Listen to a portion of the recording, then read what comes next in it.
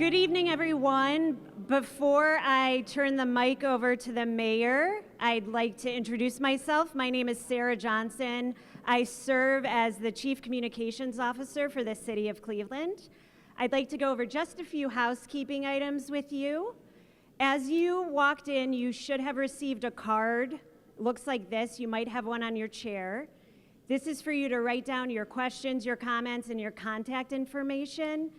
We want to try to get to everyone tonight, but we want to make sure that we hear from all of you because your voice is very important to us, and we thank you for being here.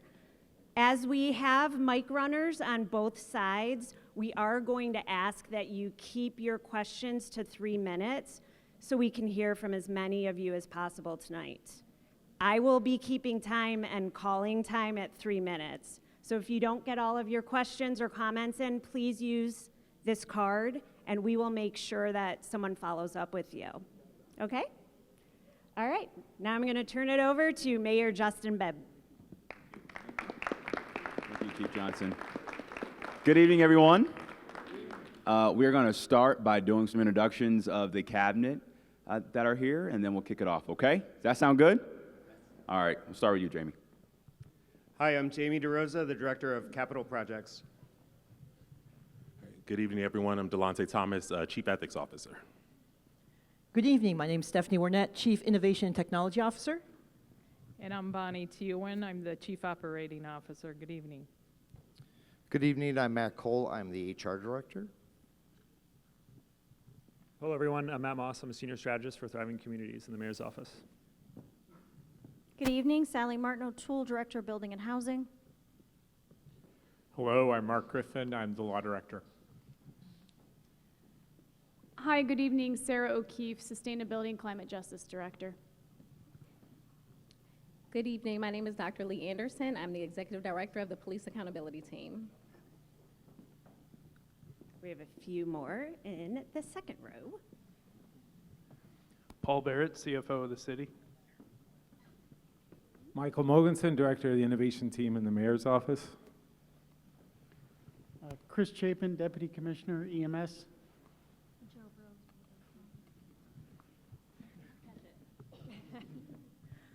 Good evening, Joe Rose Bordeaux, Small Director of Economic Development.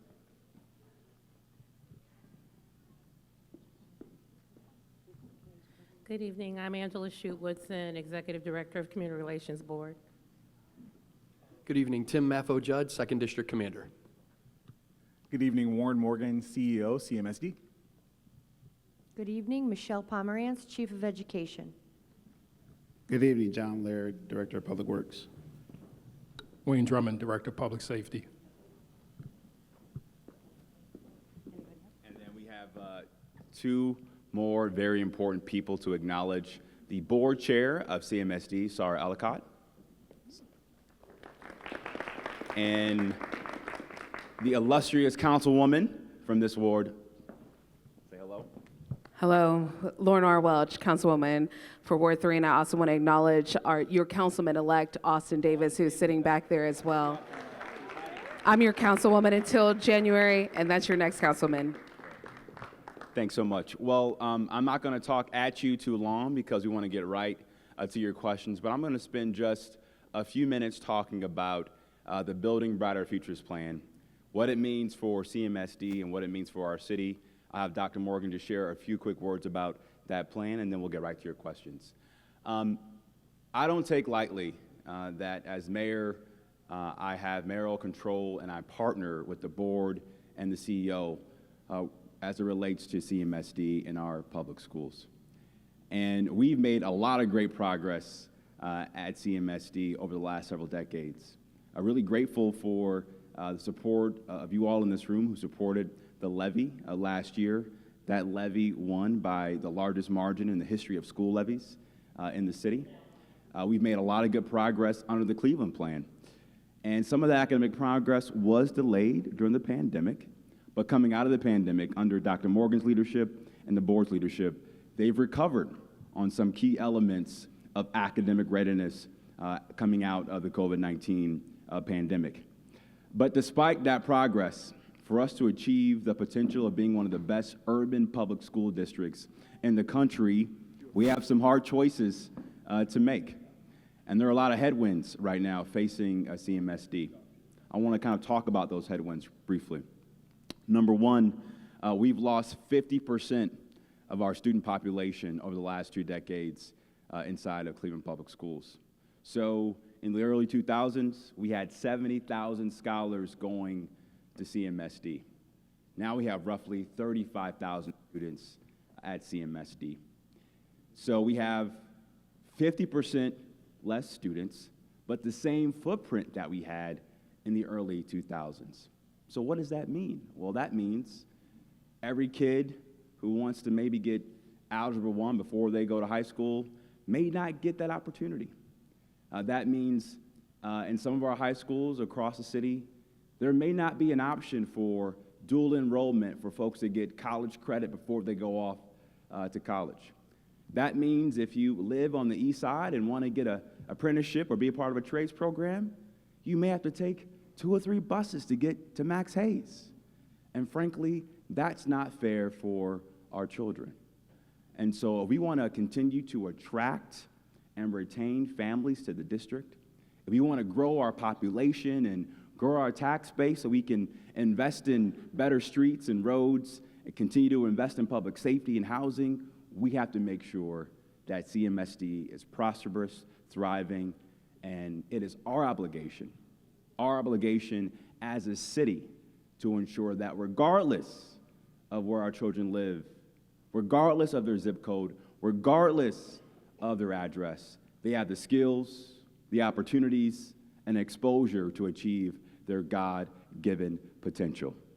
And that is why the Building Brighter Futures plan is a plan that I endorse, and I'm asking for your support to endorse that plan over the next several weeks.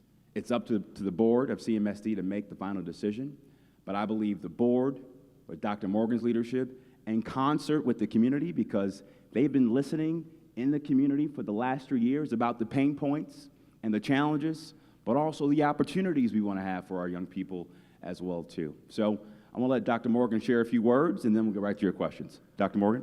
Thank you, Mayor Bibb, and good evening, everyone. I'm happy to be here tonight, and I want to share a little bit about Building Brighter Futures. But before I do that, I know we've already acknowledged our board chair who is here, Sarah Ellicott, but I also want to ensure if there are any CMSD staffers, I know that we have members from central office, but if you're a school leader, an educator, a staff member, anyone who works for CMSD, if you could please stand. Let's give a round of applause.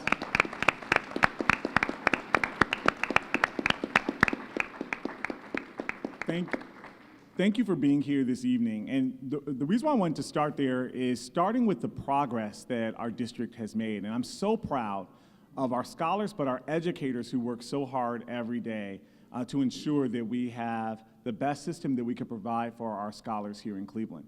One of the things that you heard Mayor Bibb share is the academic progress we've had. In 2024, we reached a 3-star rating for the very first time in history, the only urban district in that year to achieve such a rating, meeting state standards. And this past year, in every single testing area, our scholars demonstrated academic growth in every single testing area, and in some cases, significant growth. We've now exceeded where we were pre-pandemic in high school English language arts, Algebra 1, and U.S. government. Our board has just instituted and charged me and everyone else in our system with goals and guardrails. And I remember when our board was on a listening tour in rooms like this last year talking about the goals that we have for our scholars. One of the goals we have is around proficiency in math.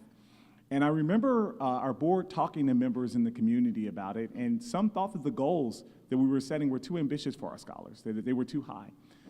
Just with the progress that our scholars made last year, there was 12.3 percentage point gains in Algebra 1. We're more than halfway to the distance of a 5-year goal. Let's give our scholars a round of applause and all of our educators.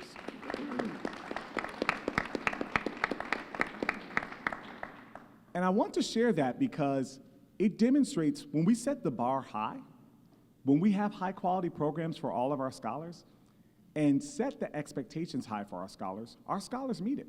Our educators are working hard day in and day out, either leading in the classroom, leading in schools, or supporting our students. And it demonstrates that when we set the bar high, that they can achieve. But how can we set those high expectations for all students when we don't have high-quality programs in every single school?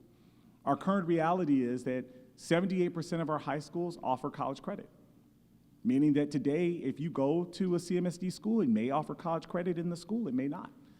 59% of our high schools offer career pathways and trade programs.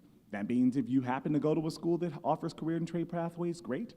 But if you just happen to go to a school that doesn't have it, you do not have that opportunity.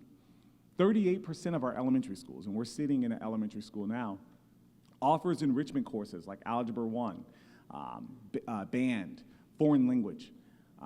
Those are not luxuries. Those are courses that if you are in a suburban district or if you're in a private school district, those are courses that are afforded to you. And now only 38% of our elementary schools offer that.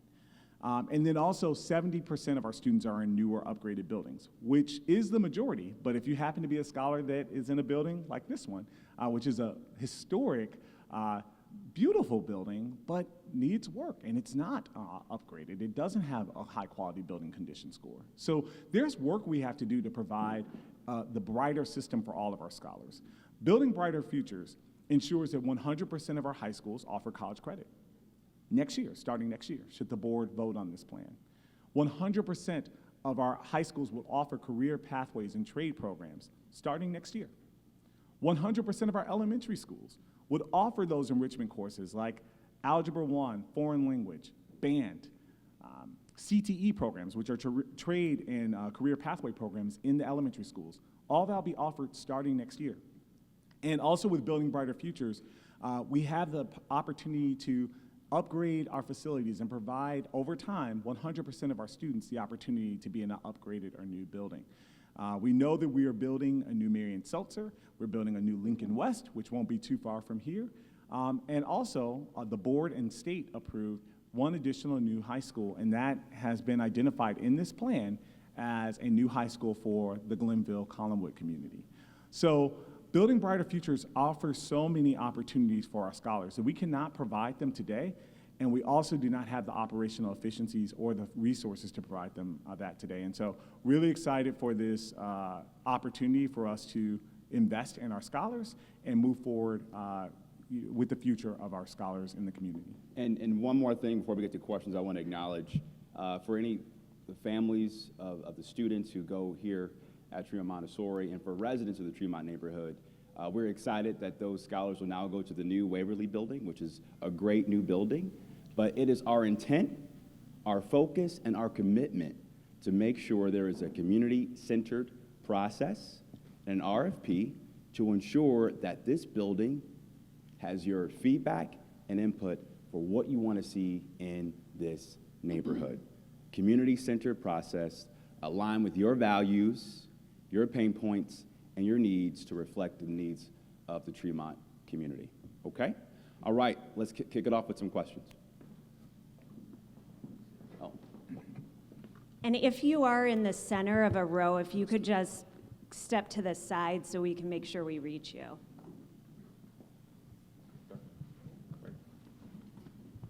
Test. Thank you. I just had a question. You addressed it partially a moment ago. What will happen to this building when it's vacated? Well, it's to be determined. So our goal now is to do an RFP by the end of the first quarter of next year.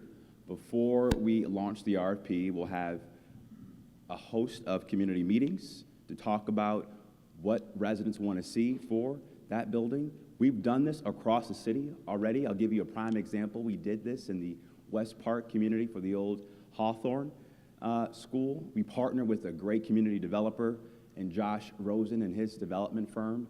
And now that building is a great building. It's retained its historical architecture and design. It's a great affordable housing for that neighborhood. And it's a good example of what can be possible for Tremont. But we want to get your input, your ideas about what you want to see for this building, and that's why we're here today. And our cabinet, in concert with CMSD and the board, will have those community conversations to get your input. And will there be funding? Yes, yes.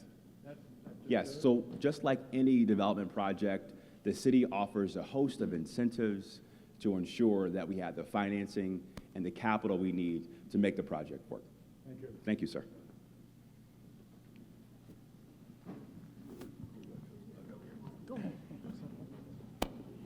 Can I get your name, ma'am? Carol Prusak. Hi, Carol. Great to meet you. Hi. Can the students decide what school they want to go to? Because we do have Buer and Scranton instead of going all the way to Waverly. So as you know, CMSD is an open enrollment school choice district, and I want to have Dr. Morgan talk about how families can decide where they want to send their kids to school. Dr. Morgan? Yeah, so we are already an open choice system, and students who live anywhere within the city and also outside of the city. There are some CMSD schools where students are coming from Ashtabula and they're attending CMSD schools. So it's great that we're open choice system, with, hence the name Metropolitan. So students can make that choice. Should the board vote on this plan, and that's, we're in the stage now of gathering the feedback and listening. It is the board's decision to vote on the plan. There will be for every merging school or every school where there's an assignment, students will have a reserved seat at that school, but they can still choose. So a good example, we're here in Tremont, and the recommendation in this plan is that students would, this school would pick up and move to the Waverly building if the board votes on this plan. And students who are currently in the Waverly building have a reserved seat to Gallagher. But families could choose, hey, I like a Montessori option. I want to go to the new Waverly Montessori. Or I want to choose any other school that's in that neighborhood. They can, but they would have a reserved seat at that Gallagher. So that's just a little bit of how the enrollment process works. And the enrollment choice window will be open should the board vote on this plan from January to February 27th.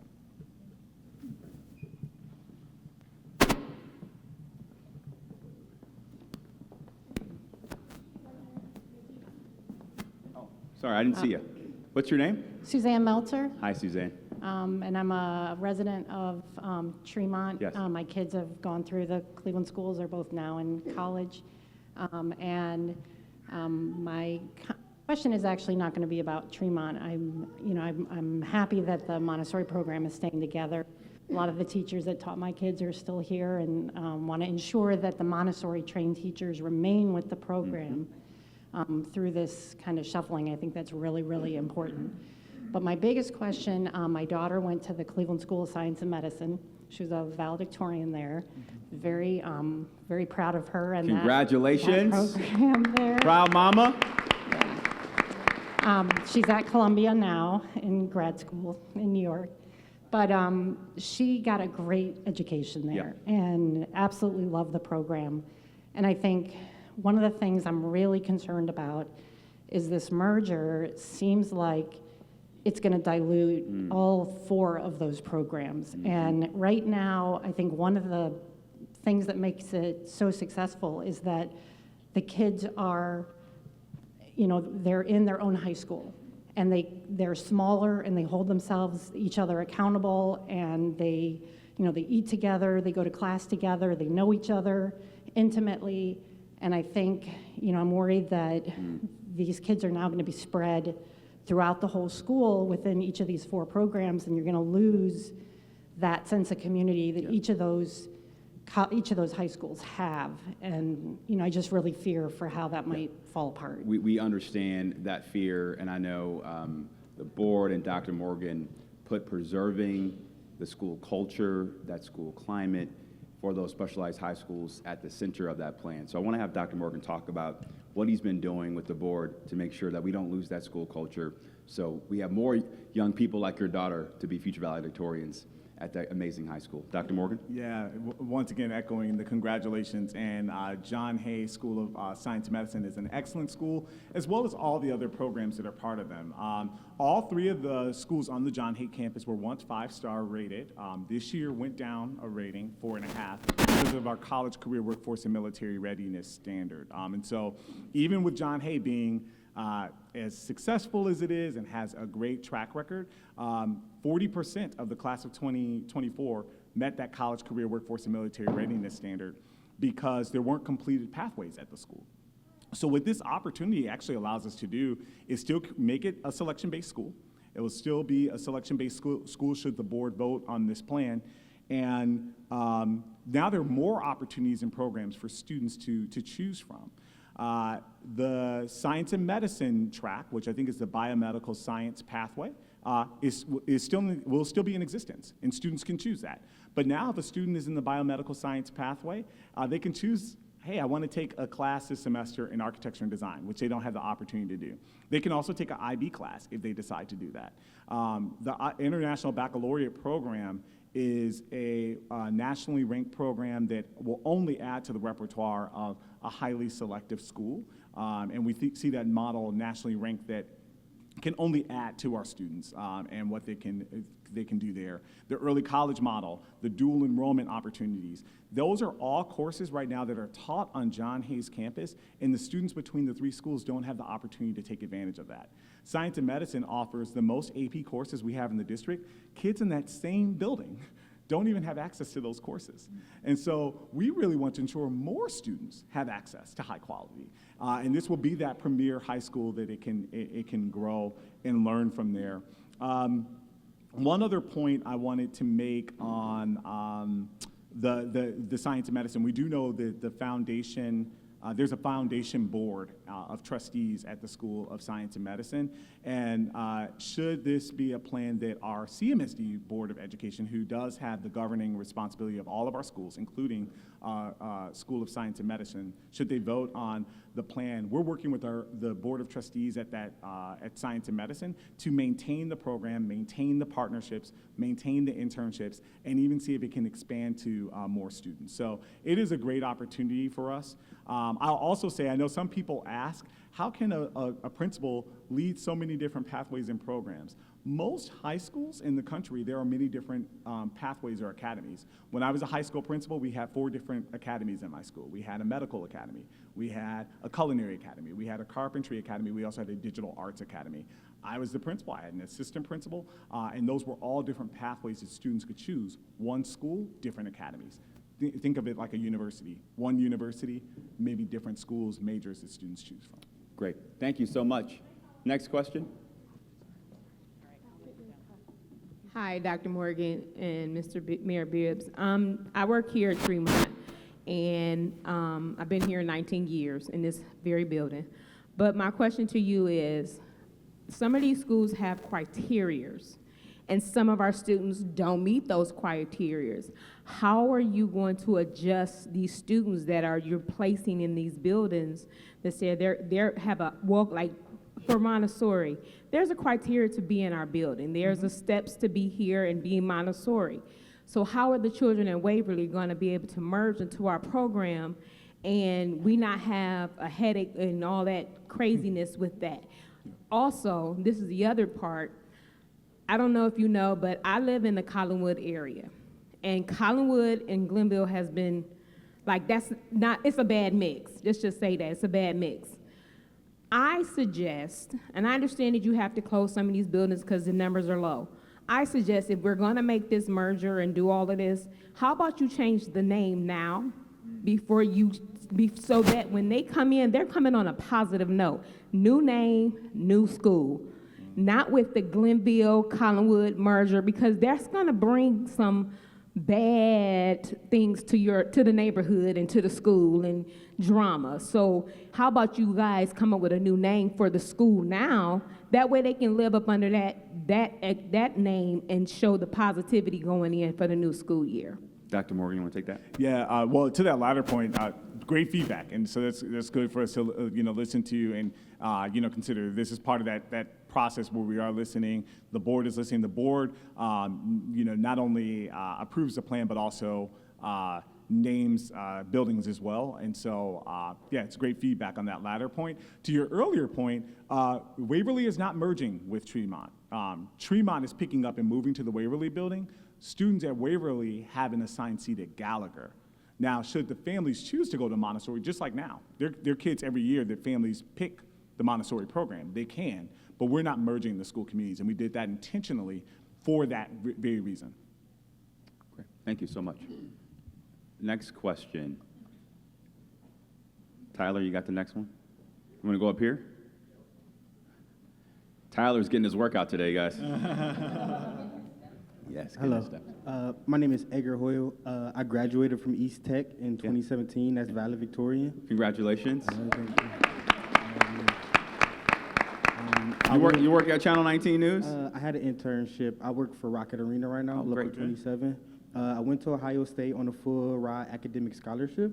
So I kind of know the ins and out of the community school, high school kind of rivalries and beefs or whatever, firsthand experience. And one thing I would say is that moving on for the future, high schools aren't gangs. That's something that really needs to be kind of like stuck. Amen. Yeah. Great point.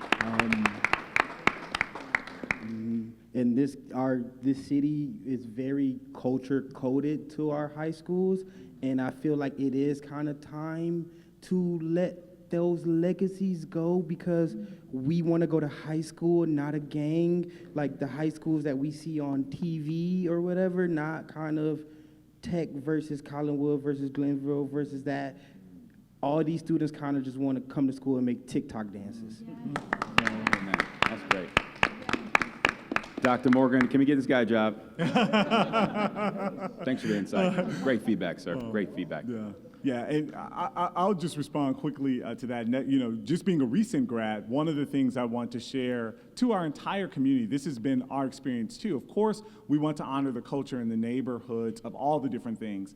And the reality of what our students are experiencing now may be different from what we experienced when we were going to school or what was in the past. And so my experience when I talk to a lot of students, yes, there are challenges. Yes, we have to think about safety. We have to ensure that they are that, but you're absolutely right. Our schools are not gangs. Our students are scholars. So like I said on Tuesday, we need to raise the expectation in the bar because our scholars meet that. We saw it with their academics, they're meeting it with the culture. So thank you so much for sharing. And we as the adults in the room have a responsibility to change that narrative. We got to take the lead on that. So thank you for that amazing feedback, sir. We appreciate it. Okay, next question. Yes, ma'am. What's your name? Good evening, Mayor Bibb. What's your name? My name is Darlene. Darlene, great to meet you. And great to meet you also. I've been waiting to meet and I'm talk here. with you. I'm here. Praise God. I'm going to start out by first saying that I am a member of this residential area and have been for over 20 years. And I'm also a former bus driver for CMSD. And with that said, I was also injured at work, and that's why I'm disabled. I saw you speaking on the news that you were going to have this town hall this evening, and I wasn't sure of exactly what you were going to come and speak on. So I'm terribly sorry, but I need to get off topic. That's okay. Thank you. I am truly, truly concerned, and I want to challenge you.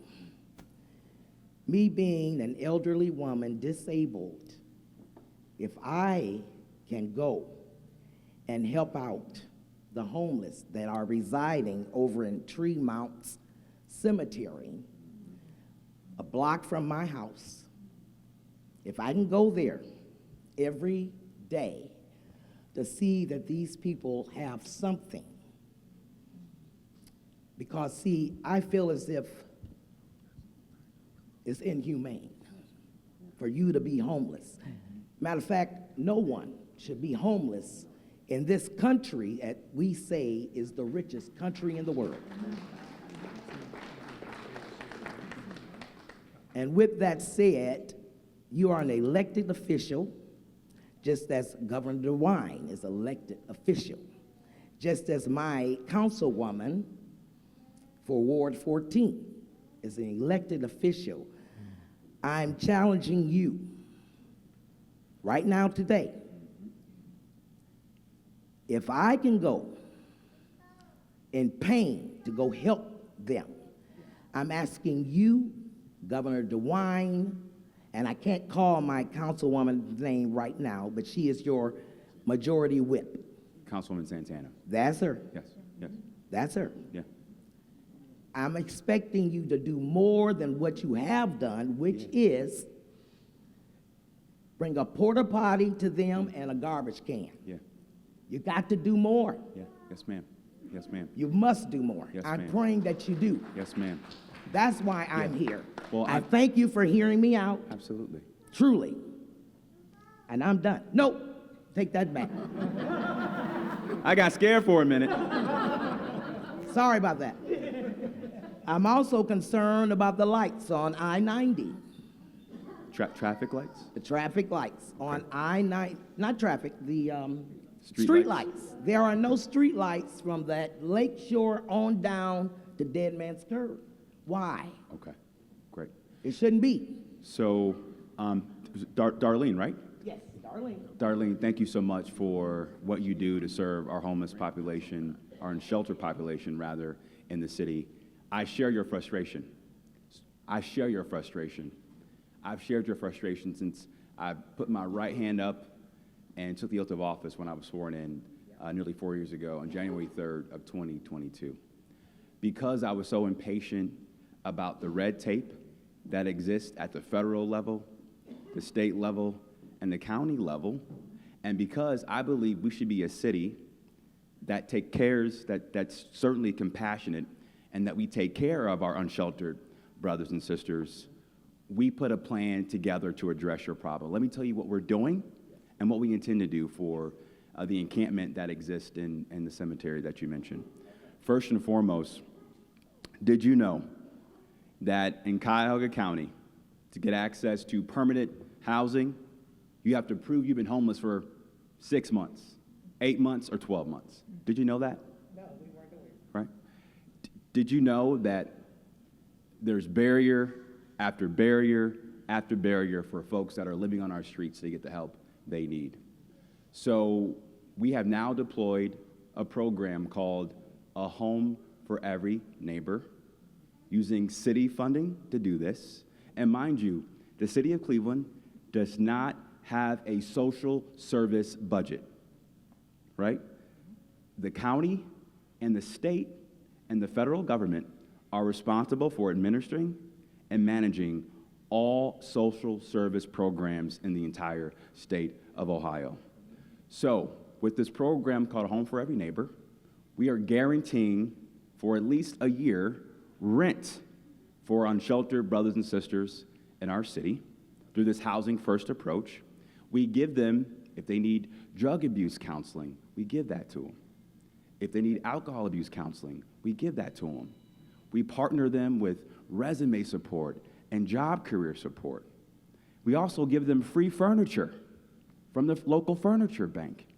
And because of this program, we have housed nearly 190 of our neighbors, our unsheltered neighbors, in just 1 year.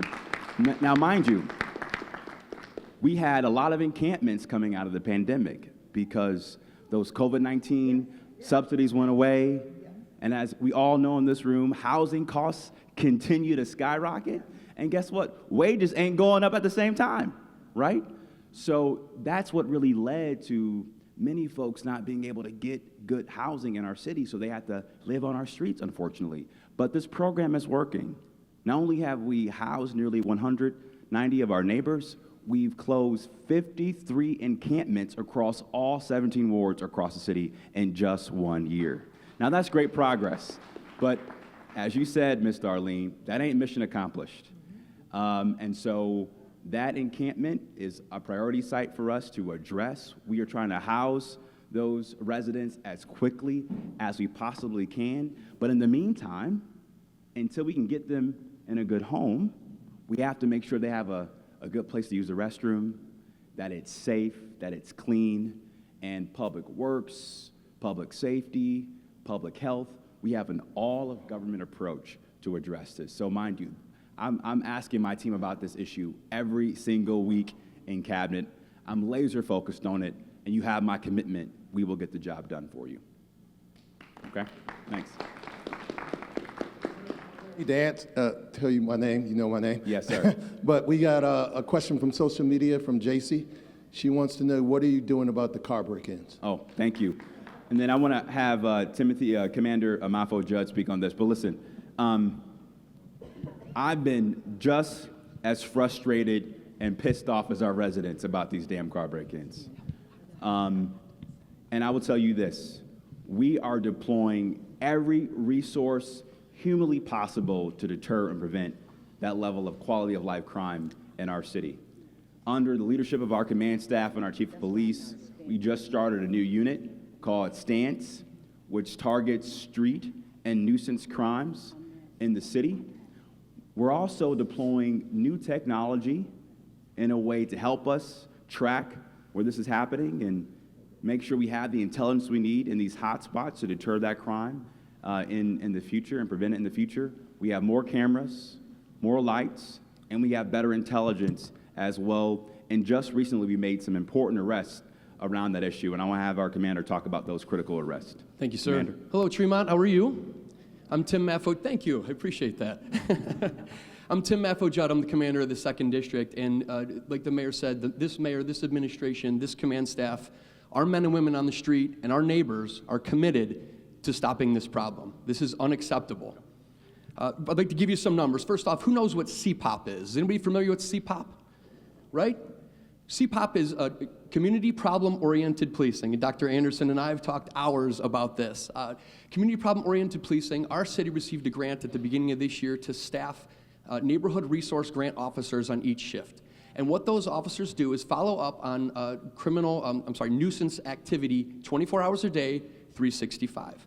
So officers in every district, not just in the 2nd District, are following up on car break-ins, loud music, those nuisance crimes. Those crimes are being followed up on every neighborhood, all day, every day. Just for an example, the 2nd District, just the 2nd District alone, in Tremont, Ohio City, and Detroit Shoreway, I'll speak here because that's where we're at, we've done 3,732 follow-ups in these neighborhoods alone. Guys, that's good. We're allowed to clap for that. That's good things. In addition to that, we've made over 58 arrests since January 1st. That's even better. You're allowed to be happy for that. So we're not stopping. We're not sitting on our hands. We're focusing on this in a data-driven capacity. So what does that mean? We're using our data analysis. In each district has a data analysis. And we take that information and we apply our resources to those specific areas. So we follow up. We're not just guessing. We're picking the hotspot areas that these criminals are using more often, going to those neighborhoods more often, and we're putting our resource there. So we're making a significant impact when we talk about stopping this criminal activity.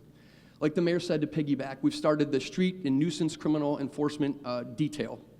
So these officers are, again, using data, intelligence, like the mayor said, our flat cameras, our street cameras, old school detective talking to people. But technology is a huge component in that, and we've been extremely successful. In the past 6 weeks now, we've made over 23 arrests, and like I said, 58 arrests since the beginning of the year. So that's great, thank you. So yeah, that's okay. So we're not sitting on our hands, and we'll continue to be proactive for you and make sure that our officers are in the best places possible. Thank you, Commander. Yes, sir. Okay. Hi, I'm Brian Mahoney. Nice to meet you. Great to meet you, Brian. Thank you very much. I got some cognitive latency problems. Don't but worry. Take your time. I live in government housing. Nice to meet you. That's who I am. I wanted to do like a statewide ballot measure, like an initiated constitutional amendment for climate change. Okay. Like how I don't know, but I just know it's like kind of way over me. Maybe this is a better because I need more support. I wanted to because you got to get like 50% of whoever is voted governor for the ballot for signatures, 50% of the registered voters, and then there's I have to get 44 of the 88 counties, like 5,000 of each signature, and it's obviously like way over my head, but I wanted to take over all the farms in in Ohio, maybe they're being taxed too much or something, and build a bunch of solar farms. You know what I mean? Yeah. Like bigger than the solar farms at the Space Kennedy Center or in California. Yeah. There's California solar farms, and I just wanted to be all solar farms. I know it's kind of like insane for just one like person to be thinking about all this stuff, but like, I know I need more help, but what have you done anything about right to charge laws in Cleveland, where the landlord is responsible to put up the infrastructure for charging vehicles or something? Well, I'm not too familiar with that law, but first I want to say thank you for your passion and commitment to address climate change. We need more people like you in the city and across the state. I'm going to have our climate director, Sarah O'Keefe, talk about what we're doing around solar and EV vehicles. To start, Director? Absolutely. Hi, Brian. Nice to meet you. I'm Sarah O'Keefe. I'm the Director for Sustainability and Climate Justice. And again, thank you for your passion. I have a business card to hand to you so we can have future conversations. We did just recently complete a climate action plan for the Cleveland community. We also have a municipal operations climate action plan. And we also have a regional climate action plan for the 5 counties. So it's not across the nation, it's not across the state, but it is 5 counties, which is a pretty good amount of progress. And a lot of voluntary actions, a lot of pathways that you can get involved in are included in those plans, and I would love to have a conversation with you. So I'm going to hand this card to you as soon as I'm done commenting here. Okay. But just really quickly, we do have some solar projects going forward on our police districts buildings in the city on 5 different police districts. We also have EV charging stations moving forward in a couple of different areas, so I can give you that information, and we can find it online as well. Okay. Thank you. Thank you. Thanks, Director. Okay, who's next? I can sit. Yes. Hi. What's how your you name, doing? ma'am? Elizabeth Coles. Great to meet you, Ms. Coles. You've met me all your life. You don't remember me. You got the hat on, that's why. That's why? Yeah. Okay. Because you came to my door and told me not to vote for Zach. I remember that now. You remember that now? That worked out, huh, Zach? I'm okay. kidding. Well, I will introduce myself. I am Elizabeth Coles. I am the last active chairperson of citywide court-ordered desegregation. I am a former secretary of the Cleveland Library Board, responsible for the building of the main library and renovation. I'm giving you my vita because I have a statement to make about the vita. I am also the former chairman of the Cleveland Writing Collaborative, the Cleveland Foundation Math Collaborative, and I'm mostly a housewife. So that you know that I'm not talking from the position of an elitist person, because I was, during desegregation, picked as the housewife to represent the community. So I spent 23 years taking care of my kids.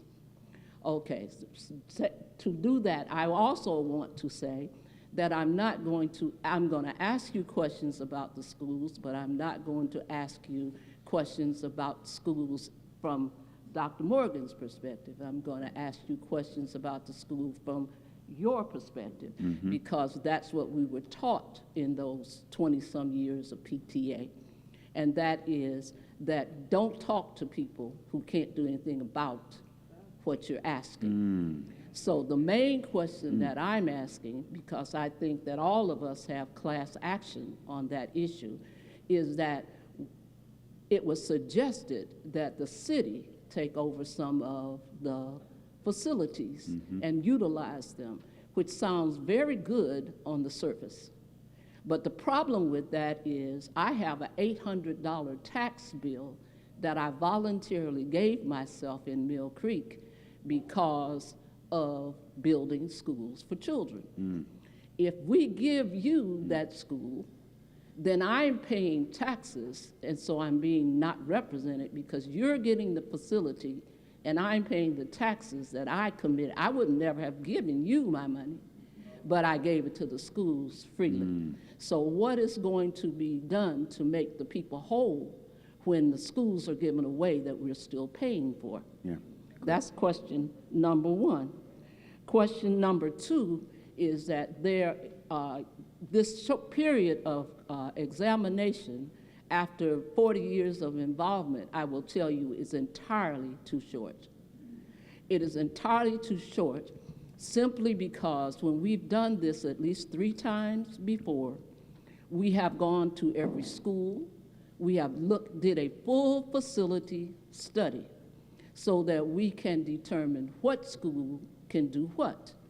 One of the things we determined under, I think it was Sammy Campbell Parish, is that you could even turn Paul Revere into a high school because it met all of the state qualifications. The one thing about Montessori, you see, I got my shirt on because I had 7 people in this building at one time, is that if you are not curricularly aware, then you would never have put a Montessori building in Waverly. Montessori buildings depend on large unstructured spaces. They depend on the children having the ability to have their cubbies, to work both on the floor and on the table. They require, when they're instituted correctly, they require multiple age grades so that they're not one grade in one place. Waverly is not suitable. It should have, a true Montessori school should have the ability for every child to walk out their door to an outdoor space, because part of the Montessori program is to have children work with nature as well as academic, and they must work independently. So while you are taking the Waverly School from the Waverly people who pledged, who vote for those levies, that you are not providing. You cannot. The Montessori teachers can tell you how to use that structured classroom because they're good teachers, but they cannot tell you how to fully institute the Montessori program in that structure. I would say that if I were to pick a structure, I'd pick Campus International for the central location and the structure itself. Okay, and then the last thing I have to say is, having said to you how deeply impactful I was as a single parent, I don't understand why there are no parent institutions in the school system. It says the statistics show that the single most important factor in the success of a child is legitimate parent involvement. We can't even go in the buildings if the principal says no. So that's a key thing that you need to do. Let me, I got a long to-do list here. I have one more, now, see, I'm approaching dementia. No, it's not that. It's not that. Jesus Christ. I love Jesus too. Yes. You interrupted the thought, so. I'm sorry. Yeah, because of, like I said, the parent involvement, and the other thing is that you are being fed false information. I've been with schools for 40 years. The last time we had 70,000 children in the school district was in the 90s. There was no such thing. I don't know where that statistic came from. Yes, ma'am. But I know that we had 180 at the beginning of desegregation. By the 90s, we had dropped to 70%, and then ever since then, in most of the 2000s, we have solidified around 30-some thousand children. Great. And we are on the way up. Because I think, I check that every year, and I think we had 33, and I think now we have 35. Okay. And see, when you disrupt this, you're going to have 25. Okay. Thank you, ma'am. I'm going to try to hit as much as that as I possibly can, and then maybe have Dr. Morgan chime in. The first thing I want to just chime in on your first point is making sure we as a city, in partnership with CMSD, have an efficient and a better use of taxpayer dollars.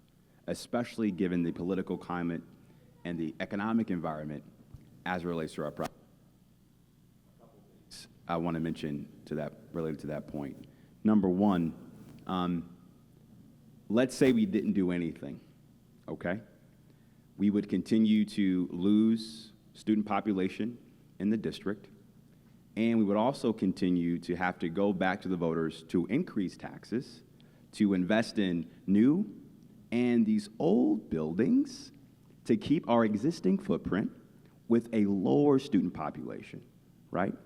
And basic management, basic economics tells us that that's not a good use of our taxpayer dollars. So here's what we're trying to do instead.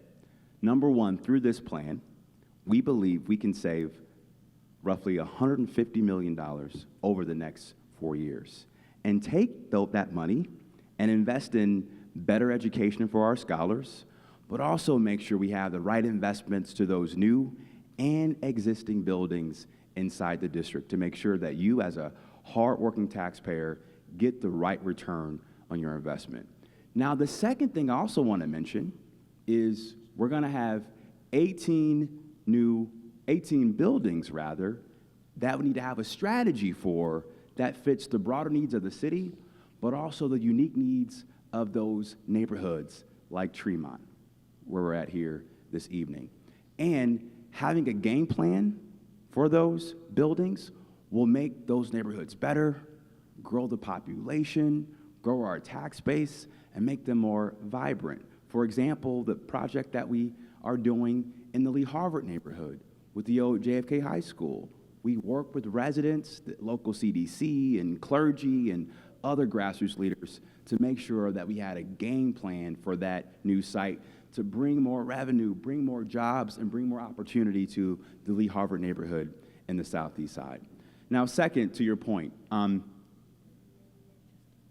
it is so important that we listen to our residents, that we listen to our scholars, and that we listen to the community as it relates to this plan. Myself, as the mayor, I did an entire listening tour after I got elected, talking about the future of education. And the biggest pain points that the voters across the city told me we had to address was, number one, how do we make sure that there is broad-based equity in all of our schools, regardless of where you live? I believe the Building Brighter Futures plan does that. The second thing that the voters asked for was, how do we make sure that not only do we have college and career programs in every school, despite where it may be, how do we do that? The Building Brighter Futures plan is going to make sure that regardless of where that school is, 100% of our high schools will have college and career prep. And the third thing, but the most important thing residents told us during that listening tour was safety, safety, safety. And safety has been at the core of how the board, with Dr. Morgan's leadership and my team, have been thinking about and planning for the Building Brighter Futures plan.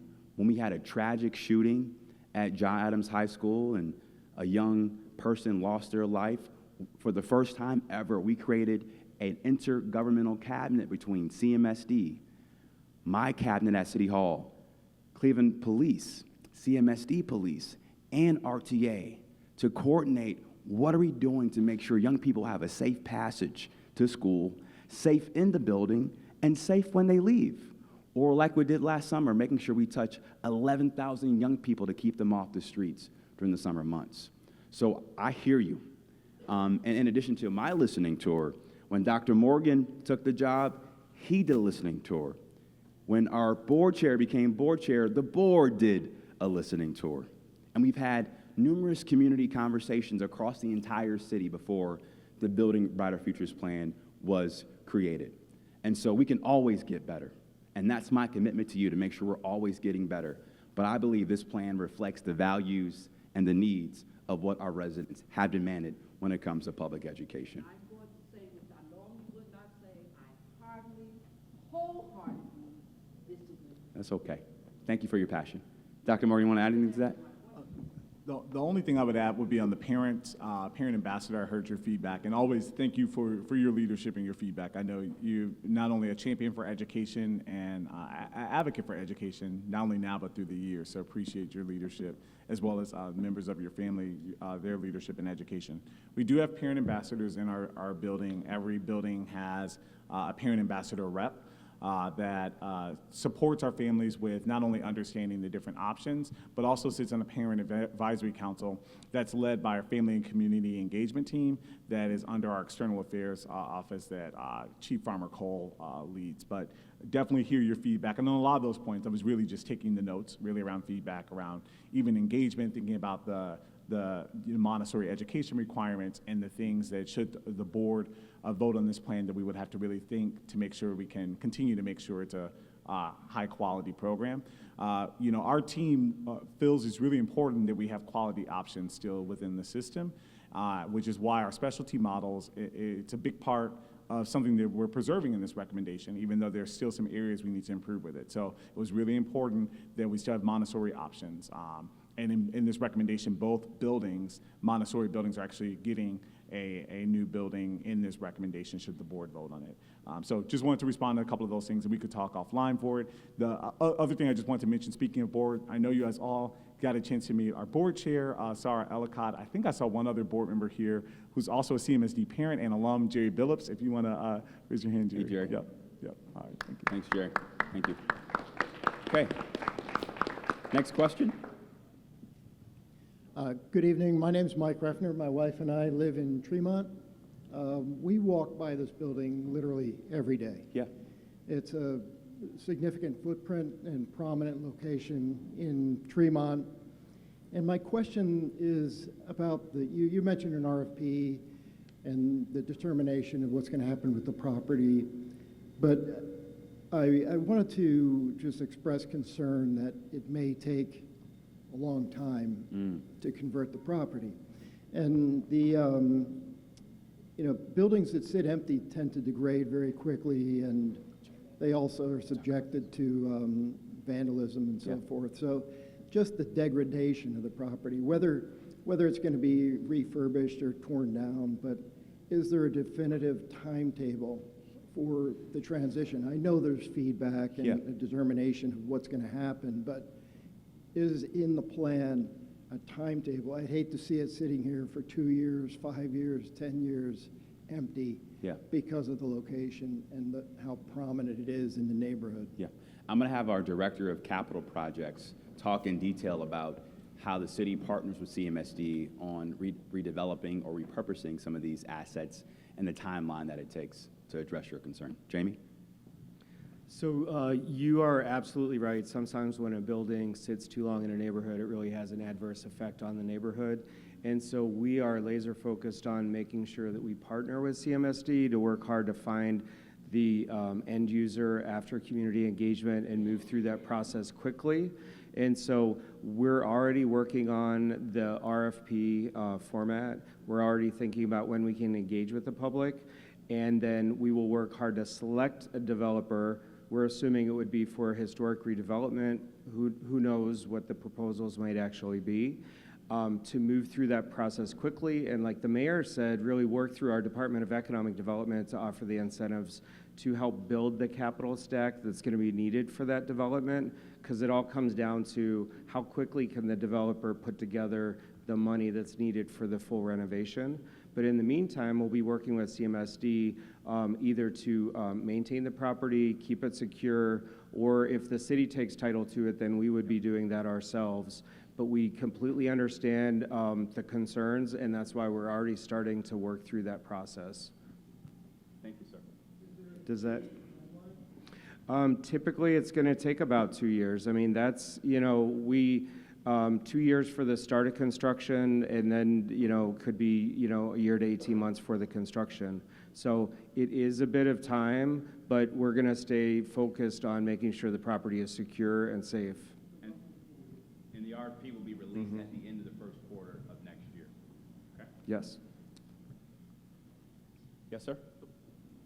Where am I going? Sorry. How you doing today? My Hey, name sir. is Jahal Muhammad. How's it going, Mayor? Good. I have a question. I just relocated to the Ohio City neighborhood. It'll actually be a month Friday. And unfortunately, I suffered from my car being vandalized on a whole street. And my question to you is, we have an idea as who's creating these crimes, but how do we create a path to hold the parents accountable for these children that continues to cause so much violence and nuisance crimes throughout the city? We know that our parents have to be a part of the solution and partner with us to make sure we can, with compassion, hold these juveniles accountable for this street crime and nuisance crime in the city.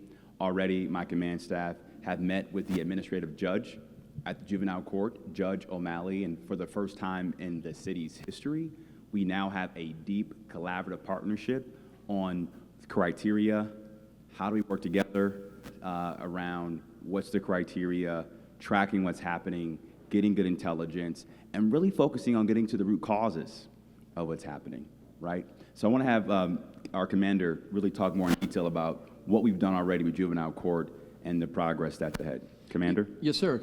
So since the beginning of 2025, we've met with juvenile court and we said we need to do something better. This isn't working. So what we came up with was an effort where every juvenile arrested for a gun, breaking into a car, or stealing a car is ankle monitored. Not only that, the next day they're arraigned and then offered social services with their parent or family, to the mayor's point, where we get to that underlying cause. If we just make arrests, we make arrests, but we need to stop it before it starts, and that's really the effort that we wanted to do. So to the mayor's point, again, we met with the juvenile court judges and again said, hey, this is since January 1st, something else isn't working. We need to hold more accountability to the parents as well. So what we've done is instructed our officers as a command staff, every juvenile arrested is curfewed so that the parents are also held accountable for their child's activity. So whatever that looks like in the court, they work it out with the court, they're also held responsible. We did come up with a different plan. The juvenile judges decided that every juvenile arrested for a motor vehicle break-in will be taken into the DH instead of just ankle monitored, because we realized this isn't working as well, and they were very appreciative of that conversation, and we came up with a different plan. And already it seems that this new stance unit, those underlying issues that we're addressing with the juveniles are going to work in the future. Great. Thank you, sir. Hello, my name is Lola, and I go to a charter school, and I want to talk about the school lunches. Me personally, I don't eat the school lunches because the school lunches just don't taste good to me, and I want to know why do we get such lunches as this, but if you go to a public school, you see their lunches is way better, or a public or private school. One? Thank you for your question. That's the best question all day, by the way. We would welcome you to come to a public school where you have an even better lunch, but but I also want you to know that a lot of times school lunches are depending on, school management and things. That's one of the reasons why I think CMSD in the last few years have tried to go towards that fresh fruit and fresh produce but I would love to meet with you before the end of this to find out what school you're at and find ways that you and I can talk to your school leaders to help improve on some of those questions. And I also want to applaud you for taking to the microphone and advocating for something that's really important to all of you.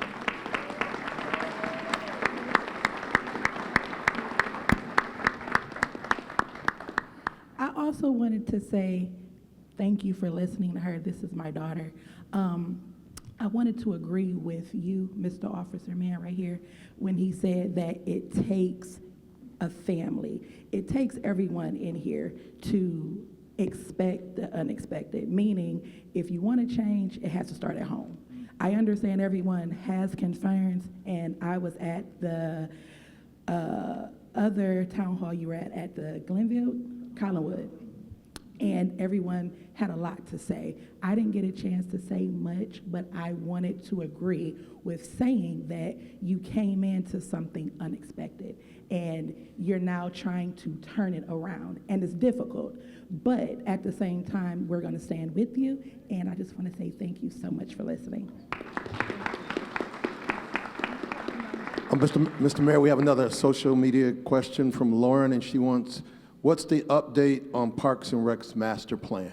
Is Director Alex Nichols here? Let's talk about the updated Parks and Rec master plan. Our brand new Director of Parks and Rec. There we go. Thank you. Thank you. I appreciate the, I appreciate that education is important, but Parks and Recreation is important just as much. What we try to do is provide activities and services for the families, for the youth, for the seniors, for the whole family, out of school time, out of work time.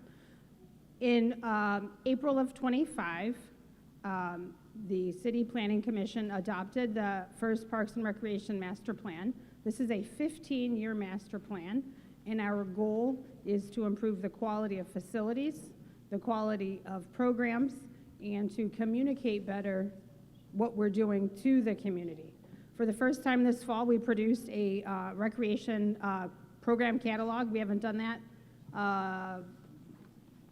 in recreation, I don't believe, since the 90s.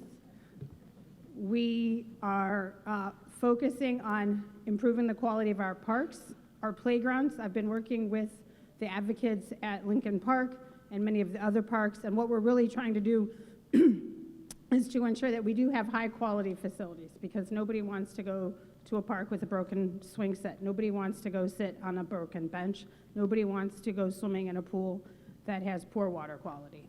So we are building our department. We just hired an urban forestry commissioner. We hired a new deputy commissioner of aquatics, and bear with us as we do some cleanup, but we do intend to continue to expand services and improve services. Thank you. Thank you, Director. Thank you. Okay.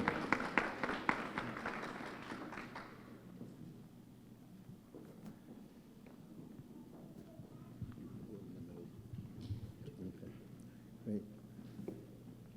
Mr. Mayor, Mr. Superintendent, thank you. My name is Scott Rosenstein. I'm a 20-plus year resident of Tremont. I'm also a community organizer with Tremont West Development. As the distinguished woman who spoke earlier said, this is at least the third time, maybe fourth even, since 2002 that we've gone through this process and the residents have rallied on behalf of Tremont School. The first time is what brought the Montessori here, because we wanted the school kept in the neighborhood. The second time, there was some ideas that there was going to be renovation, there was going to be some state money. We were down on the list, but it would happen. I think the state money went away and it never happened. So now we're back here. I understand what you're saying about declining enrollment, and those are things, yes, that you have to deal with. Please understand that many people in this neighborhood are very much attached to this school. It has a lot of history for people. It's at the heart of our neighborhood. Yes, we have some other schools. They do great work. We want to be supportive of them as well. I think many of our residents would like to see a school remain, hopefully the Montessori, but a school remain on this site. That would be our top preference, and that the building would be renovated and that they would have good facilities to go to school in. Our second thought is, if that doesn't happen, that there is a community process, which you spoke to, Mr. Mayor, about allowing residents and parents and students to have some impact into what will happen on this site, and that it hopefully be something good for the community and not solely just a developer putting in new townhouses or whatever. As important as those things are, there's things the community needs as well that may not be able to access those kind of things. Thank you for your feedback, spot on feedback. I want to have just Dr. Morgan, just because you haven't talked about this quite yet, kind of the inputs that went into how you and the board have been thinking about building brighter futures, so that you have context, because a lot goes into determining what school building to put more money into it, especially for an older, aging building like this important community asset that you have here in Tremont. Dr. Morgan? Yeah, definitely. I'll share some of the data that we use when, the inputs into our recommendation. And the mayor talked about some of the things from the listening tour that we heard from the community that was important, but I also want to talk to you about some of the hard facts that we used when putting together a recommendation. But before I do that, I also know that this community, you mentioned there's a history of like, what was going to happen with this building and maybe a new building, all of those different things. And I know that with this recommendation, it's not a renovated building here. I am happy that with the recommendation, we can give the scholars in this building, as well as when I think about Stonebrook White, a better quality building. When I was a network leader many years ago working for the district, Michael R. White was one of my schools. And I remember being in those community meetings with Councilman Conwell, and we were actually advocating for some change there. And after once I left, it had become a Montessori school, and so really excited about that. But then also knew then, I remember walking with our Chief Operations Officer, Pat Zahn, and just saying that the kids deserve a better facility. And so not everything is perfect with the recommendation. It doesn't meet all the needs, but I am so thrilled that our scholars in both Montessori programs, with this recommendation, should the board vote, could have the opportunity to have a higher quality facility to match the education that they have. Really quickly on some of the data points, I know Chief Pomerantz wants to share something as well. There were 4 primary data points that we used. We looked at enrollment trend, we looked at building condition, like, it's a facility quality, how much it would take to actually renovate if we could do it, and then also building size. Because when thinking about that healthy enrollment we want in schools to have, the amount of programs that we want to add, that the brighter future part that we talked about, we need about 450 in our elementary schools and about 500 or more in our high schools. Currently, 11 of 61 CMSD elementary schools have 450 or more students, and only 3 of 27 CMSD high schools have 500 or more. So that just shows you how our resources are spreading thin, and when they're spread thin, we can't offer the opportunities and programs. I will also say, when it comes to Montessori specifically, when it comes to enrollment trend and enrollment, those were areas that our Montessori programs are actually struggling with. The enrollment is down in both of our Montessori schools, and the enrollment trend is actually going down. Families are not choosing this. Now, there was a theory in terms of feedback that we heard, maybe the building quality, was one of the things. And if families saw a better facility and building, this may be an option to choose, which is why in the recommendation, it's an investment that we're thinking through. But it's also something that we will continue to monitor over the years, because we have to think about that enrollment trend, to sustain the programming over time. Thank you. I just wanted to mention, I think I've met you a few times. This school is where I first started my teaching career in 1990. And at the time, the Berlin Wall had just ended. I look younger, but I was a child teacher. I started when I was 12. Thank you. And I was in room 202. And I had the pleasure of teaching in this school building, and Richard Larrabee was the principal for many, many years here. And it seemed like an old, big building back then. And I remember also the ideas around the Ukrainian kids after the Berlin Wall came down. They were all brought to Tremont.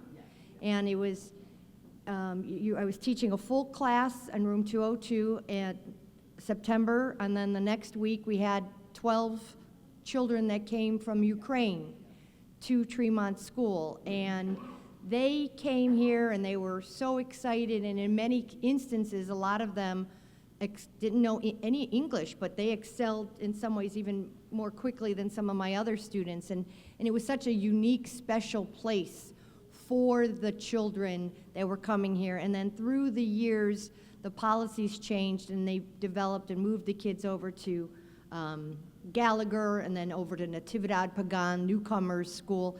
And so through the transition and the global changes that have happened, Tremont was always that welcoming space. I also had the opportunity to sit and listen to a lot of the changes over the years on what we wanted for this special building. And it caused me a lot of mixed emotions when I worked at the district side to see this building that was going to be part of segment 6 or 5, and then working with the Corey Reardon, who was the CDC director at the time, and then to see the conflict that would say, well, we want the building to look like this so it can accommodate, as Ms. Cole said, the Tremont Montessori programming with that outdoor education space, which I don't know if they fully were able to see it then. And then to transition to the strong leadership of Principal Celeste and maintaining the Montessori identity. And so I, as somebody that has been able to kind of see through all the process and pain, I don't want there to be any misconception on where this building goes and how this building is used or reused, if the board determines that this is something that they want to choose to do. But as an organizer to organizer, how we make sure that we continue with the good concepts of that Tremont welcoming space to be considered wherever students come and go. And I'm just honored to be in the space to continue to listen to that conversations and to hopefully help in some way. Thank you, Michelle, so much. All right, Tyler, you got a question from online. When are we going to have equity with funding for public schools? What is your commitment to ensuring public dollars stay in public arenas? Sorry. Well, my commitment is to do whatever I can to make sure we're investing in public schools here in Cleveland. I'm going to continue to work with our state delegation in the State House to fight for fair funding. That's why we got to vote more in elections. As I often say, there is no such thing as an off-year election. So if we want more political power in Columbus, we got to vote, y'all, every single year. That's my commitment. Thank you. Okay, Hey, Sabrina. How you doing? You wrong.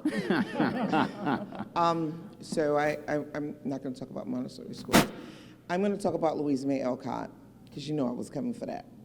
So Louisa May Alcott, if you know where it's located, it's off in the cut, off of Clifton. It's the only CMSD building in that whole neighborhood, and you guys are closing it. It has heat, it has AC. It is not tore up from the floor up, and it's not old, but we're closing it most likely because of attendance. However, that community has 114 students that should be in the building, and they don't go to that building because a lot of the parents and students talk about safety. Now, where he at? Okay, so he ain't here. So CMSD has a chief, and we have been going back and forth regarding safety in the building.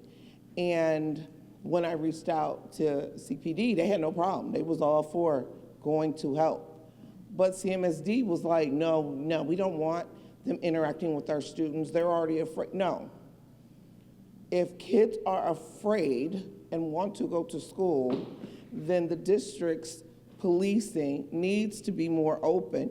I don't know when they decided they was going to be open, but mayor and CEO, they weren't open. I got the emails. You know I'm an emailer. They weren't open to that. So that's a problem. The other issue is that building is a smaller cut building. All 6 of my children went there.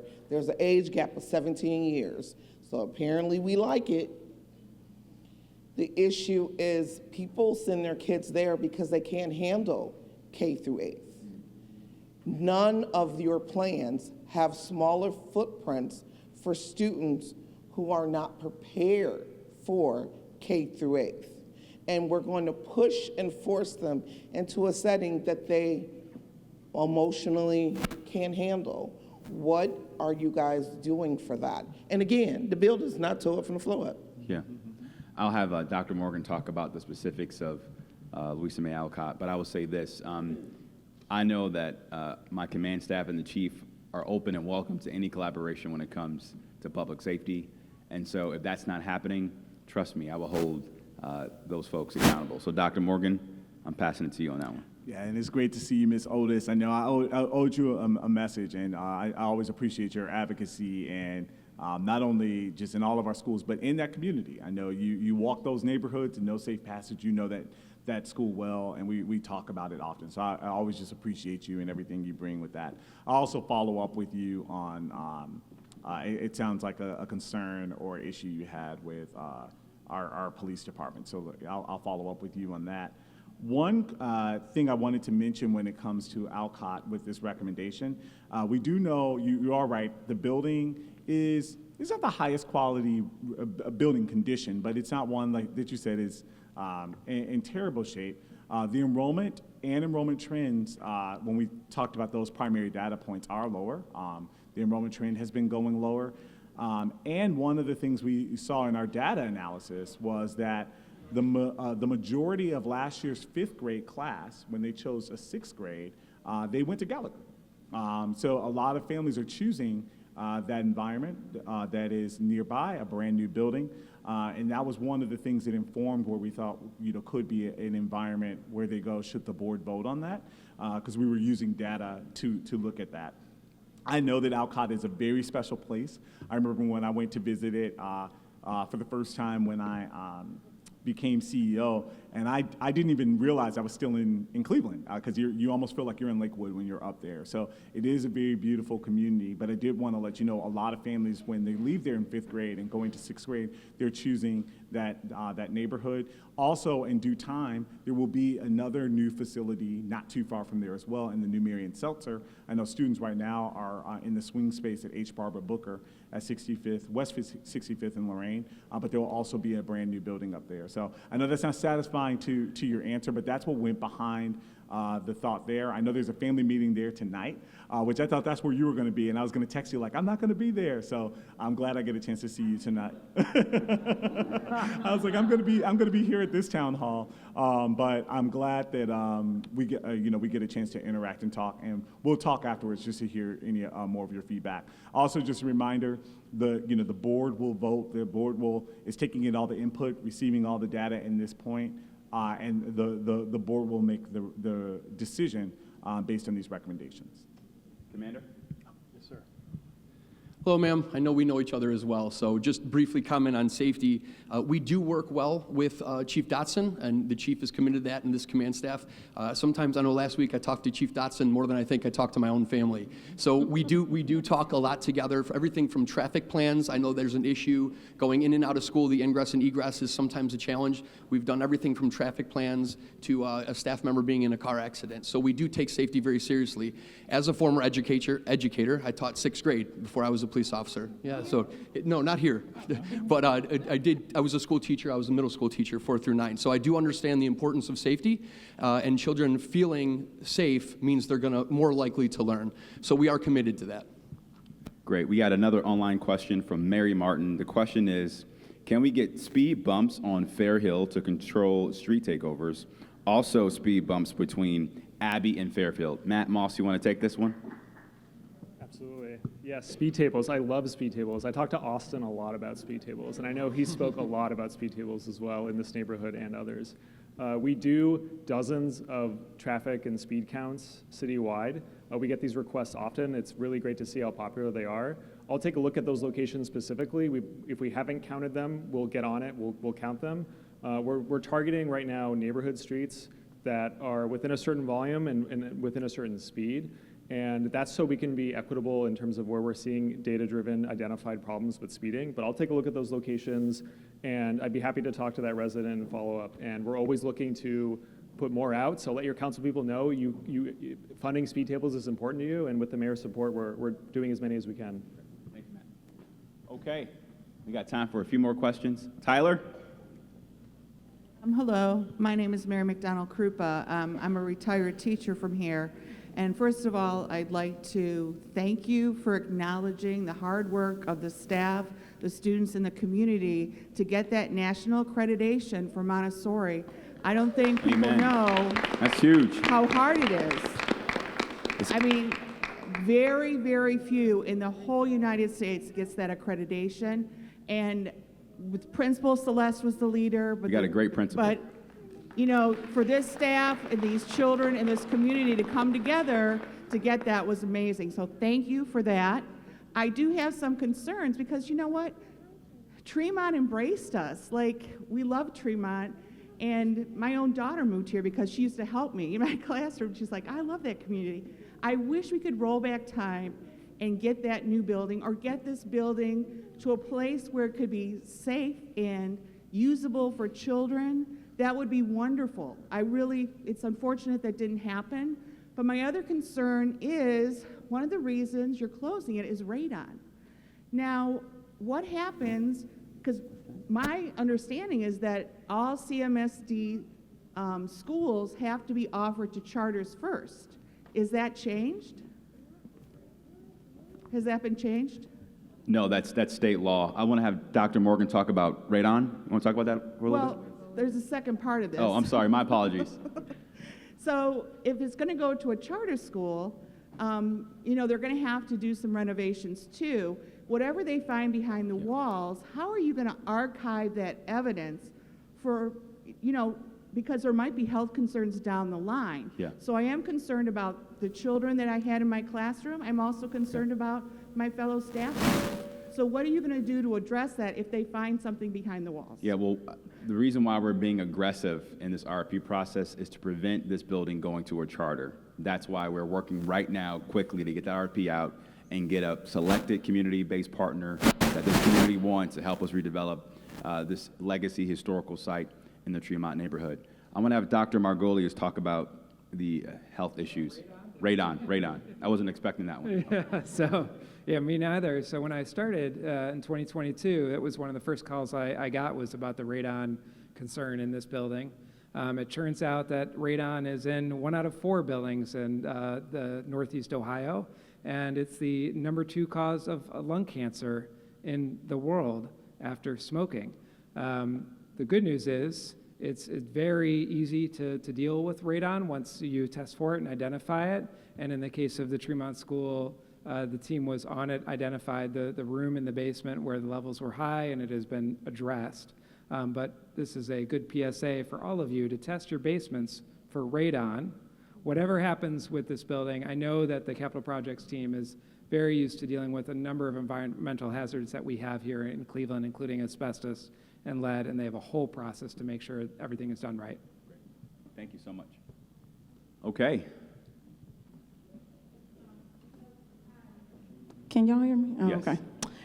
First, I would like to introduce myself. My name is Mrs. Payne. I have had the opportunity to teach science at Collinwood High School for the past 4 years. I am also a graduate of Cleveland Schools. I went to Jane Addams Business Career Center, and I graduated in 2002. Yay. And today, I would like to clear up some things that I have heard Dr. Morgan misspeak and misinform, and just, I don't want to be disrespectful, but blankly lied to Mayor Bibb, the Board of Education, and the community of Cleveland concerning his statement that Collinwood has 0 college and career readiness programs. That is not true. This statement is erroneous and not correct. You have not done your homework, Dr. Morgan. I am here to set the record straight and to tell the truth. Collinwood High School has surmountable career and college readiness programs that have been initiated, supported, and guided by Collinwood's principal, Mary E. Miller, and Harry Blythewood. Outside of College Now and the Say Yes program that the district provides for every school of Cleveland, Collinwood has 8 programs that they have built and operated on their own with no help or support or even acknowledgement from the district.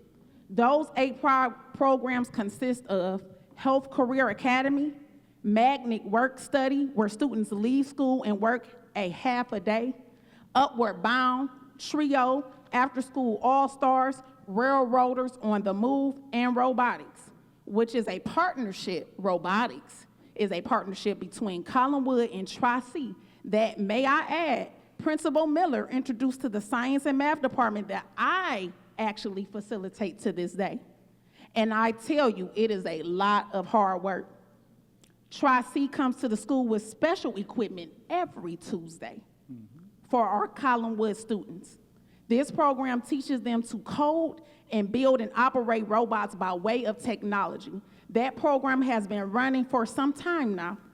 Not only does that program host all of our 9th grade science students, all of our 9th grade graders are and will be college students of Tri-C despite their current academics and behavior. Why? Because we want to expose them to higher learning experience and diversity.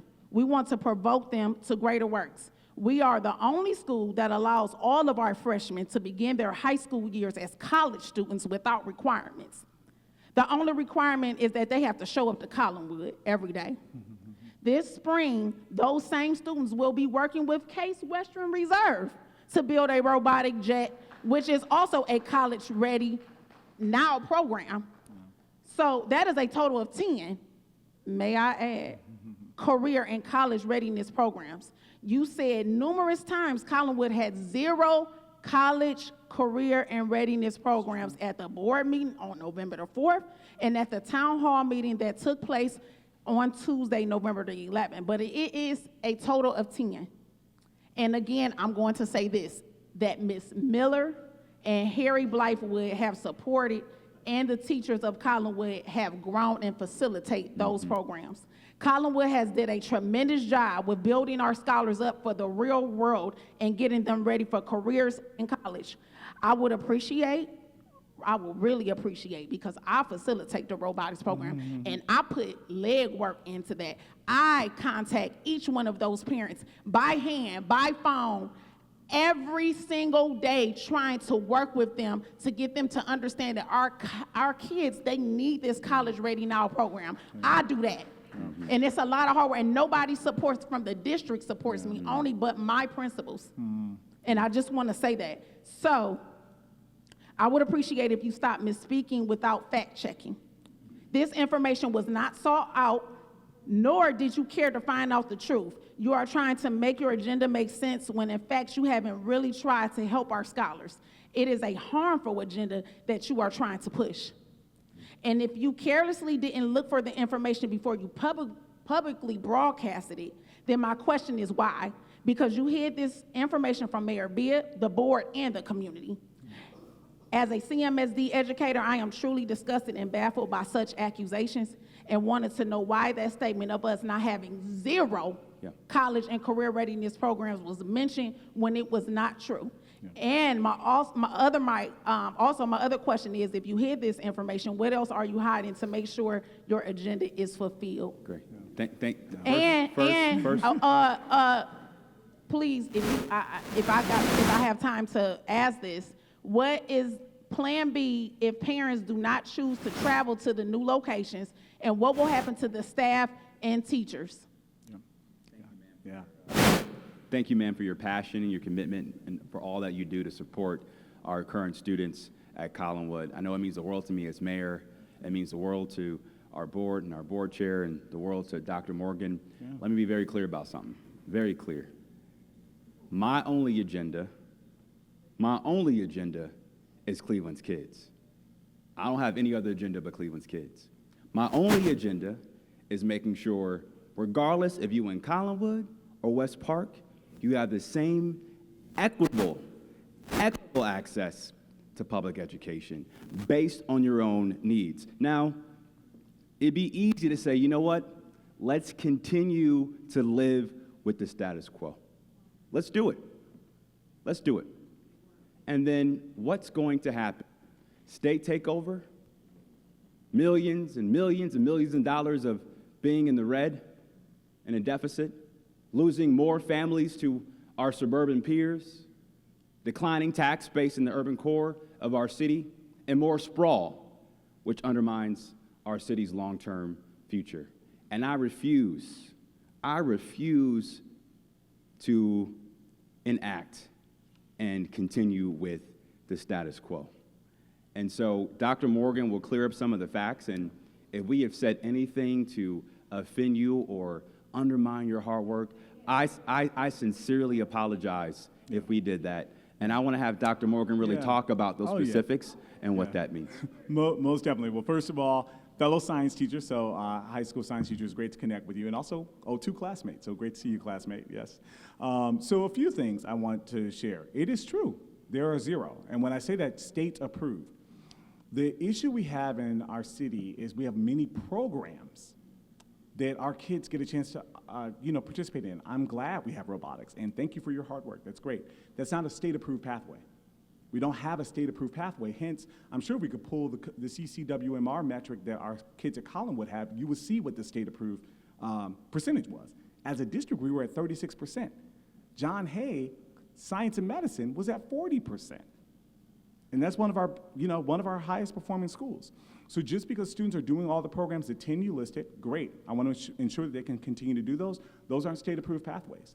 To be state-approved in college credit, when it comes to the way the state is looking at for CCWMR, you need to take 3 AP classes and get a 3 or better on those. I don't know if Collinwood even has AP courses.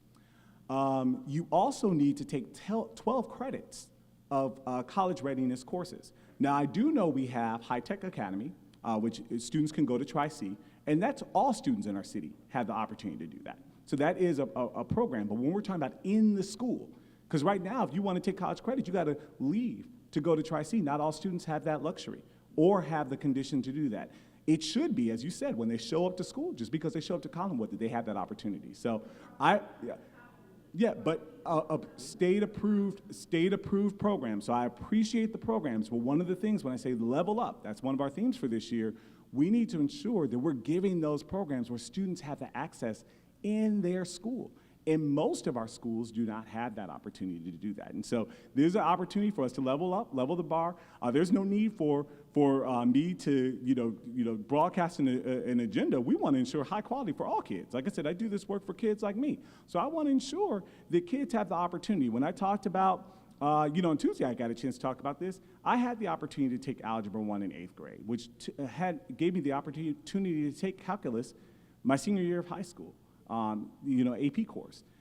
I want to ensure that students have those opportunities. I had a chance to be an all-state musician by playing in the band starting in 5th grade. Many of our kids don't even have that opportunity to do that. Some of them do. I know Tremont's one of the ones that did. I played my tuba with some of your scholars, Principal Celeste, but not all of our kids do. So let's level up. Let's raise the standard. I'm glad a robotics program is here. I'm glad students get a chance to go I'm glad they get a chance to go to Case Western. Those are great opportunities. And when we think about how many kids are actually going to college, how many are persisting in college, even with all the supports we have in the Say Yes Scholarship, it is persistently low. So I just say for all of us, not only within the system, but in this community, it's time for us to raise the bar, level up for all of our scholars. It's not a state-approved program. Yeah, it's a support. Yeah, it's a support program, but not it's not a state-approved program pathway to get that credit. Yep. We got time for one more question. 2-for-1 special here. Thank you. Thank you. Mr. Mayor, Mr. CEO, Dr. Stokes, I have more of a statement than a question. In the last meeting of the dinosaurs voted not to change, and we know what happened in the end. They were extinct. So I want to commend you. I worked for CMSD for 9 years in multiple buildings, and I want to commend you for taking hard action on this because we kicked the can down the road a long time, and did nothing. When I taught in CMSD, I'm going to be honest, I would not send my child to CMSD schools. Not because I'm not a quality teacher, but because how we schedule our students. The school that I worked at, I was the only certified middle school teacher for almost 2 years because we did not have any substitutes. It is hard, but you are making hard choices, and you're doing the right thing for Black and brown children, and I, for one, appreciate it. I appreciate that the same education that they get at Wilbur Wright, they will get over at Collinwood. I appreciate that. I appreciate that they're able to have an AP class on the east side because we don't have a lot of them. And as long as they were cherry picking under Eric Gordon, it was okay. And as long as black and brown children were the ones that were not being educated, that was okay. But now that you're leveling the playing field, we're saying it's a problem. And that is a problem. And that's where I stand. I stood behind you at Mount Sinai, and I stand with you today. Keep doing the good work. Thank you. Thank you. Thank you. Thank you, sir. My name is Al Shivers, and I went to Glenville, graduated in 1975. And when I went there, we had college prep classes, we had business classes in there, we had auto mechanics, we had technical classes. The problem that you have right now with our school system, Honorable Mayor Bibbs, you inherited. And I commend you for getting there, shaking things up, making it right. Now, we put you in as mayor. It's our job today to support your decisions. Thank you. Thank you. Thank you. Thank you. Thank you. Thank you. Well, I want to thank everybody for being here. It was an engaging conversation. Please stay tuned about all the positive updates around building brighter futures. Give yourself a round of applause. This is what democracy looks like. This is what a thriving city looks like. And I'm so grateful for you guys taking the time. Take care now. Oh, Sarah, where do they put the cards? You can put them on the back table where Abby is standing up in the blue blazer. Back table, blue blazer, Abby will take your cards. Thank you.